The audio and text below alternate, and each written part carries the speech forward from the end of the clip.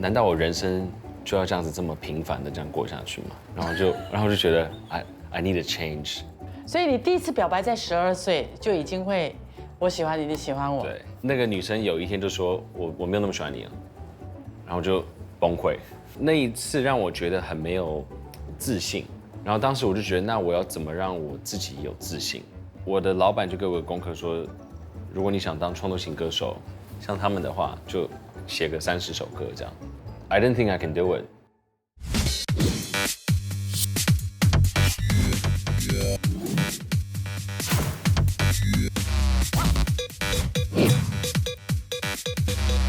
全听你说。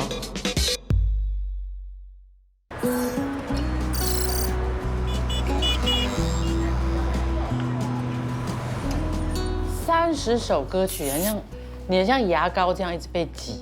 我当时I didn't think I can do it。那时候我就2首歌，我所谓是完整的，就是有副歌有主歌，然后是一个3分钟的完整的歌曲。在那之前，我在学校我只懂得选 melody，but I didn't know 流行歌的一些是要怎么去前奏 versus chorus， 是有一个 formula 在里面。对，所以你就等于说，你还没有经过正式专业的训练，对，就要写 I know 出 nothing。对30首。但你这30首歌的灵感是怎么样在这1年内找到的？那时候我老板给我4个月时间。是哦，4个4个月，月，我就算在台北就是流浪这样。就到处去看生活，看人间。I was really lonely。那时候我爸妈刚好他们在上海，所以台北就只有我一个人，哥哥弟弟都还在美国读书，所以我就自己先回来，然后就是流浪，然后没有朋友。我记得我还去找 7-Eleven 的店员聊天，这样，就是这个游戏好玩吗？什么的？你就想讲话，就很 lonely， 然后就是一直在寻找的灵感。对。那这30首歌做出来之后，唱片公司的老板或者是你们的宣传团体，真的是一首一首这么听，这么去模拟吗？有，我老板每一首都听，我都会传给他，然后他都会听。你觉得这30首歌曲的训练，然后出道，对你是一种很好的一个历练？我觉得很重要，非常重要，在创作上，因为我觉得创作歌手的这个过程，你会写出很多不好的歌 ，Not every song is gonna be good， 所以你就多写 ，you just gotta keep writing。然后他帮助我说，就是不会觉得每一首歌都是宝贝，不会觉得每一首歌就是 it， 就是很像我写一首歌我就给你，他让我就是会自己 push 我自己。那个时候只想着努力的把写歌，然后想要出道，对，就想要出道，很想出属于自己的专辑，这样。有没有想过自己出道会有多红多红？头脑一直不断的在幻想着。我觉得那时候想的应该跟大家想的都一样，就是希望专辑、歌曲啊，像周杰伦办演唱会啊 ，OK。把它想的非常简单。你现在的意思是后来变很，后来没有那么简单，也是没有那么简单。是，像 OK。但你每次创作出来的歌曲都是先给谁听？给家人，还是就直接就给老板？以前在国高中，我会先给我哥哥听，对，他也是一个我觉得在创作过程蛮重要的人物，因为我哥以前是他是欺负我的哥哥，就是 mean brother， 然后是一直到我写了第1首歌，我就寄给他，然后他就说哦 this is very cool， 然后当时就觉得哦我好像被我的敌人鼓励了，然后就让我觉得在写歌这个过程很有自信。而且你跟你哥哥的风格是完全不同的。对，我觉得比较多是他在背后鼓励我那种感觉。对。听说你们3兄弟的感情也都特别好。以前还好，以前是我哥欺负我弟，对。现在都大了。现在我 really good。OK， 所以你的这首歌啊，以后别做朋友，它一推出之后，在网络上点击率就破亿，这就好了不起哦！我到现在我们还在全部听，到 KTV 那个房间唱，这个房间唱，大家都在唱，就这首歌太有共鸣了。这首歌也是你自己的一个创作嘛，也是因为你自己的小故事表白过后，对被拒绝的高中时，的一个创作灵感。没错。所以这首歌告诉我们以后别做朋友。对。然后接下来的这些歌曲，是因为唱片公司吗？给你的一个规定，还是你自己？你的歌曲都是自己创作的，都唱自己创作的歌。对对对，你也想要这么做？没错，当时就想要走一个创作型歌手的路线，所以表演、发行都希望是我自己的创作，这样会不会很累？还蛮累的，对啊。因为我觉得大家看到的都是你艺人光鲜亮丽的一面，尤其你前阵子在东南亚的演唱会，哇！可是都不知道你付出的那个创作、包装、灵感、录歌跟压力承载着那个，全部都是你一个人揽起来。对啊，提到刚刚就是发行的第一首歌曲以后别做朋友，那时候其实他的成绩跟当时起来那个整个状态，整个是怎么讲，还蛮不可思议的。你没有预料到，我没有你知道预料到谁都想红，但是你没有预料到，砰！对对，我觉得 looking back at it now， 我觉得就是当时真的 very lucky， 就是我觉得一个成功的作品要在一个对的时间跟对的人的那个 moment 出来，因为真的我觉得现在 looking back， 当创作型歌手真的 not easy at all， 然后持续要有作品可以起来被大家听到 ，it's really hard。会不会在那首歌爆红之后，心里也有一种恐慌，会怕我接下来或者是我的任何的言行举止都要特别小心？你会去想到这些吗？某方面吧，对，会想到，那我交女朋友会很麻烦。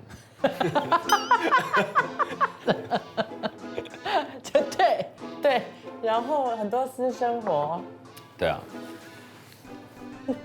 然后去哪里都不方便。但说实话，我觉得当时很多是属于在我自己的想象，因为当时其实作品很成功，但没有太多的交女朋友的压力或什么，就是 looking back at it now， 很多都自己在想，就觉得我开始要有偶包，我开始要什么什么的，但其实 it's not that serious。我觉得你的人生当中到现在，你都常常会想太多，然后想美国的幻景，想会爆红，然后，但是还好 overthinking， 你是那种人是吧？对，很会。但我蛮 enjoy 的，我喜欢 to think about everything。觉得创作的人就是这个样子，所以我觉得更了不起的就是你在出道短短几年之内，6年就攻破了小巨蛋。我知道你站在上面那一刹那的那个心情啊，泪如雨下的那种挣扎跟那种感恩，跟全体大合唱你的歌曲，太感人了，非常感人。那时候你的心情是什么？我记得那时候是2019年，然后我们当时其实整个公司都有点紧张，说我们小巨蛋可不可以卖完这样。那当时就秒杀，然后甚至还就大家想要第2场这样，但我们那时候就安排1场。但我觉得那1场也让我的第一次小巨蛋更如此的珍贵，因为它就只有1场。然后我记得在舞台上第一次升上，因为其实那不是我第一次去小巨蛋。颁奖典礼啊，什么都有去过，但第一次舞台升上来是现场来的1万人是来看你的，那个 moment it was big and then it was very warming， 对。那是你第一次在这么多人面前哭到唱不出来。哦，对，好像到中间忘记是哪一首歌，就是大家大合唱那一幕，身为一个创作型歌手，就是可以听到现场人在唱你的作品，就是一个。It's a very touching thing。呀，就是我的作品，我的歌写进你们的心里，就哇，那种感觉是无法形容的。可是也很珍贵啊！你的第一次是登台是在新加坡啊。对。你又忘记了？你看，你跟我们是很有关系的好吗？我就必须要跟你套关系。第一个演唱会好像就在新加坡，就是好像800个人。对，所以你攻破了小巨蛋之后，我觉得那个就是人生另外一个高峰。它接踵而来的是很大的工作量，排山倒海的工作量，再加上你接下来创作可能会面对更大的挑战，会不会被接受？会不会比前一首更红？那你那个时候怎么去平复呢？因为我们做艺人都是这样，我现在很兴奋，我过后我会捞到谷底，你会有这样的一个 swing 吗？当时在发第2张专辑的时候，其实就是一直写歌，就是一直写。然后我觉得我的判断能力蛮好的，在什么旋律下、什么歌曲，我觉得大众会喜欢，所以我会一直写，然后觉得不 OK，我就不要了，就再写这样。是谁过滤？算是我。你自己就会过滤，所以基本上出来的都已经99.9%会用。那时候还是会开所谓的专辑会议，就是在唱片公司大家会坐下来，然后会播我最近写的什么歌，然后大家会kind of vote 喜欢哪一首。And then 那时候是我记得你好不好，当时写完的时候就觉得 this is it，this is the next hit。然后我记得我在开会的时候还留到最后一首播给大家听。为什么？压轴啊！是压轴。那时候我记得那个当时老板还夸我，就说：“哦，你 save the best for last。”还有一个更了不起的就是，你是唯一一个华语歌手，4首歌曲在网络上点击率破亿。对。你怎么样去突破这个点？就是一个创作，然后又慢热、小自闭的人，突破这个范围，然后去宣传自己。蛮难的，那时候蛮难的，就中文也没有很顺，所以那时候 I enjoy singing more on stage than 宣传专辑，就讲一样东西，因为我觉得音乐是要用来听的，你讲太多，其实大家已经没有在听了，是，但是作为一个艺人嘛，我们演艺界的，你终究还是要突破，要走出你的那个音乐圈舒适范围，用说的上不同的节目，让人家更深一步的了解你。要不然有些艺人是真的什么歌红人不红，人红歌不红之类的，他必须得同步，所以很多的一些 social media 还什么都得做。其实聊到歌红人不红这东西，我最近有在想这个东西。我其实 I'll rather 一个创作型歌手 ，I'll rather 歌红人不红，因为代表你在做的事情是成功的，因为你在写的歌曲是可以红起来的，就 that's really hard。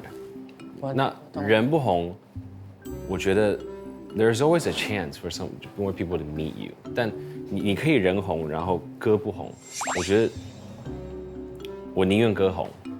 因为代表 Let me think 啊，你懂吗？我 OK， 如果 It's pretty deep。我懂你的意思。如果我的节目很红，我不红，就如果你人红，然后你歌曲不红，那你人在红什么？所以也就是说，你很珍惜你的作品，就像你的 baby， 你就像你要你的 baby 让大家都知道，好过我出去，然后大家前呼后应我，但是我交不出一个好作品来。可以这样讲 ，OK， 我，但当然希望两个都红了。对，当然，因为你唱歌很好听，可是你又更厉害的地方就是你又去演戏哦。哦，对，喜欢演戏了。演了一部电影，那一部电影的名字还很长，背了很久。怎么吃了那个男孩的一年的早餐？我吃了男孩一整年的早餐。而且他还入围了金马奖最佳新人，同时这一部戏呢，他还得到了，而且是得到金马奖最佳电影原创歌曲奖。哇，你真的很厉害，真的是很了不起。一出道，然后做的第一样东西都得到了回馈，这很难得。Yeah， 我们当时其实我们在拍这电影的时候，我们的目标其实就希望有可能我们可以去金马奖。So we're really over the top happy， 就是 we did it， 然后我们做到我们当时想要做的事情。你为什么会想要去演电影？这个是有跟你沟通的吗？你也愿意？对。你喜欢演电影？我喜欢，我其实因为以前喜欢看好莱坞电影，所以对电影啊整个演戏什么都很有感觉。有没有特定自己心里想要演什么角色的戏？以前喜欢看那种浪漫爱情的电影，有男主角女主角，然后一碰到一起就一个主题曲。所以你 rather 做30首歌，还是去演电影？我还是喜欢 being a singer， 但 I'm happy I can do both right now， 就是对。如果有机会可以再演电影、电视，你都会再去尝试？会，肯定会。我们即将要去拍一个剧了。真的啊？也是剧了，就不是电影了，就更长的时间了。对。也是你的一个工作小目标。Yeah，是我们想要去下一个挑战。我觉得演戏很疗愈，因为我觉得可以 not be myself， 我可以进入到另外一个生活，享受在演戏的那个氛围里面，我觉得很舒压，很 relaxing。